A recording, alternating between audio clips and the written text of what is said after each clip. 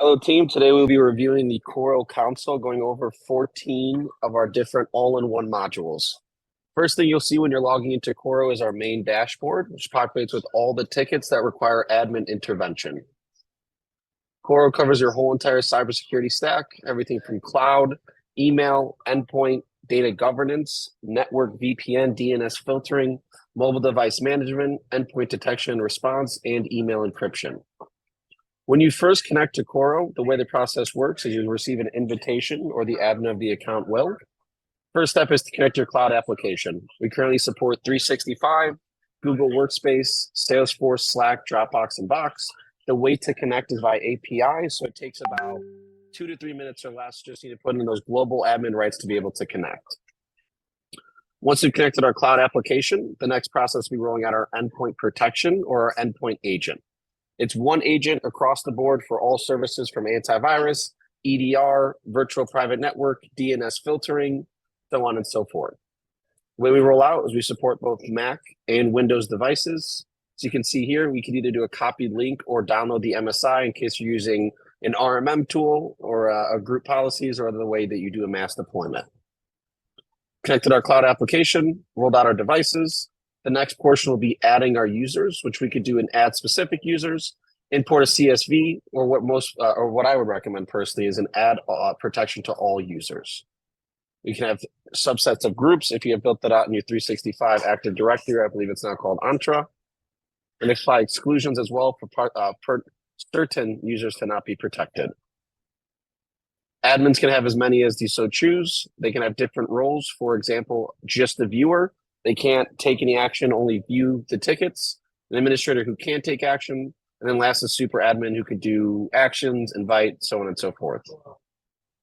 Then you'll also be able to see what those admins are doing, last logins, and then more importantly, in their ticket view, we could see what they may have closed, opened, solved. Connected our cloud app, rolled out our agent, users are loaded, admins are populated. Next portion will be of configuration, is rolling out our access permissions. Within our access permissions, we're saying that users by the group, individuals, or all can only log in by the country and or IP. Coro is a global company, but for example, I'm located in the United States. So I'll say that any users logging in from outside the United States will automatically be suspended.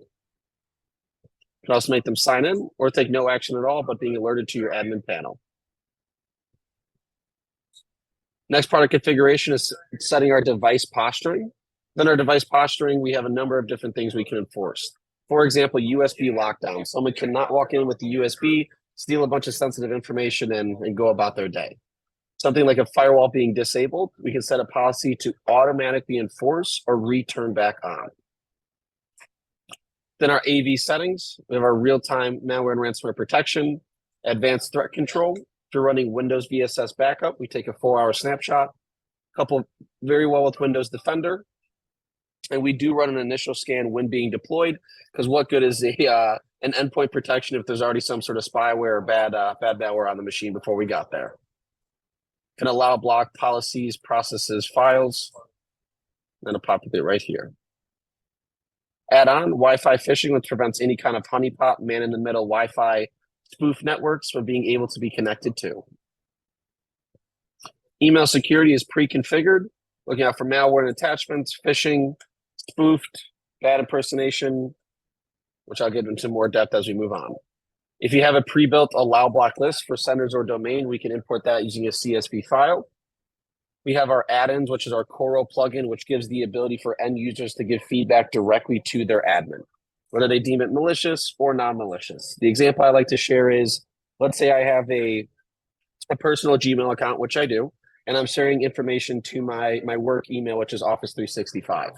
Coro will flag on this and say that it's impersonation or someone's pretending to be me. In all reality, this is my personal account, which I'm just using to share between my different addresses. I can let my admin know to deem this as non-malicious. This is in fact my personal Gmail, and to not flag on it. We have the capability for email encryption, which gets installed directly to your 365 and Gmail. That is a plugin that you can use for any kind of sensitive information sharing. Governance, as mentioned, is also pre-configured. Just need to toggle on or off to alert to credit card, health, person identifiable, password, certificate, source code, specific keywords or file types. We can apply permissions and or exclusions as well for privileged users who can share that sensitive data. Then our endpoint detection and telemetry, allow block, and processes. Ability to reboot a device, shut down, block process, so on. We do offer a fully managed service or SOC. We do have our network module or SASE model, which is a virtual private network, sending up a VPN to give you the ability to tunnel in, site-to-site tunneling, whether you're logging in from home, statusizes your IP, and lets you work from the office even if you're not there. We also have DNS filtering, which can prevent any kind of unsavory websites, whether it's time wasting or more importantly, the phishing or malware. So this will block your user from going to websites such as a spoofed Microsoft 365 website, pretending to be Microsoft, asking you to update your password, when in reality it is not a true, genuine 365 or Microsoft domain, and you just submitted your password and got phished. And these are editable and interchangeable. You can view list, disable list, and edit as you so choose. Mobile device management, where you can set policies and procedures to have the ability to wipe a device for both Android as well as iPhone. So that is what configuration looks like. Get back to my action board here. I'll navigate to my main dashboard. We have this view as well as the ticket view where you can toggle by the specific domains, type, what are we looking into, time duration. You also have the ability in the event a ticket is closed to actually reopen, to undo whatever action you may have taken. Then we have this view here as well as a reporting feature for any kind of business critical reporting you would like over the duration that you so choose. Coro uses AI to automate most of the day-to-day task so that cybersecurity is not as cumbersome, a lot more user-friendly. And then for things that do require admin intervention, for example, here, malware contained in an email attachment, you have the foresight to look at who's the user, the sender, recipients, what was contained.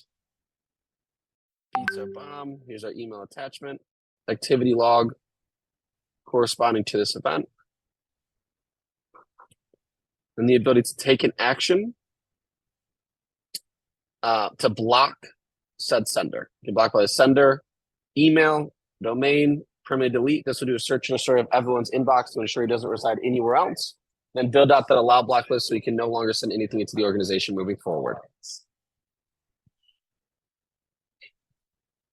One example I always like to share is what does a typical attack look like and how does Coro stop it? The way I like to describe this is the overwhelming majority of breaches we see take place. I believe the most recent statistic I saw is about 82% start at the email phishing level. So a credential stealing email comes in. Let's say, for example, Coro misses this email. A user does get successfully phished. Credentials are harvested and a bad guy's logging in. The next line of defense Coro will see is access permissions being violated or somebody logging in from outside the United States, for example, where we put up our geofence, or multiple login to a single account. From there, what is the bad guy looking to do? Deletion and or download of sensitive information. Deletions we typically see with a rogue employee who might have had a bad performance review, while downloads typically are that harvesting of sensitive information. Are they potentially looking to hit you with the ransomware attacks? Now that they're in the environment, uploading potentially ransomware to your cloud or machines, Coro will automatically block and quarantine any kind of malware before it can spread through the network, delete it, and clean it from your environment. Are they looking to leak a bunch of credit card information? Coro will alert to these credit cards being shared externally outside the organization.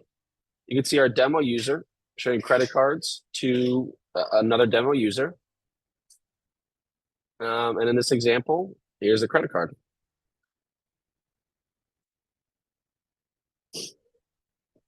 Navigating back, there are EDR, endpoint, user, AV, email, and cloud. I hope you enjoyed this brief demonstration of the Coro product. Please feel free to contact Feroz for a deeper dive.